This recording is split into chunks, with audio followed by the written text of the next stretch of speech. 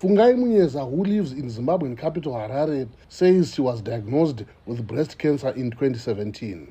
Munyeza says Zimbabwe's public hospitals did not have the equipment to treat her, and care in a private hospital was too expensive. So she sought treatment in South Africa, where she was declared cancer-free. Because if I didn't have money, I would be gone. I would be gone because the treatment is expensive. So I would say my survival is mostly on my positivity and also on the types of regimes that I received. The Zimbabwe National Cancer Registry's latest report issued in October says of the more than 7,000 new cancer cases reported each year in 2018 and 2019, 1,000 patients died of the disease. In terms of cancer deaths, the leading causes of mortality, according to the report, are cervix. So cervix was by far the leading cause of a cancer. This was followed by prostate, and then esophagus, then breast and liver.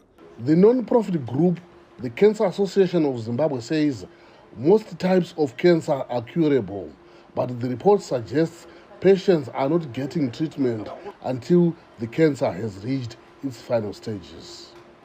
Love Mo Makurirofa with the Cancer Association of Zimbabwe is calling on the government to do more to stem the rate of cancer deaths. Also need a sustainable funding mechanism, a domestic funding mechanism that is very sustainable, which will make sure that cancer programs are implemented extensively in the same way HIV and AIDS activities are being implemented.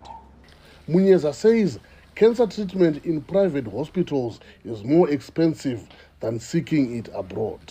She says cancer patients end up going abroad for treatment if they do not have funds to seek medication in private hospitals. For those who cannot afford to seek treatment elsewhere, Munyeza says the outlook is grim. And remember, in Zimbabwe, there are only 2 radiotherapy machines. And of the 2 radiotherapy machines, they are all down at the moment, one in Blue and one in Harare. In a brief statement to VOA on Monday, the Zimbabwean Health Ministry said the radiotherapy centers in Zimbabwe are being resuscitated and will be functional soon. Muturi Ncube, Zimbabwe's finance minister, last year introduced sugar tax to raise funds to improve services for cancer patients. So far, that revenue has not yet been distributed for cancer treatment services. Meanwhile, Munyeza says she plans to travel to India for more testing to ensure she remains cancer-free. Columbus Mavunga, VOA News, Harare, Zimbabwe.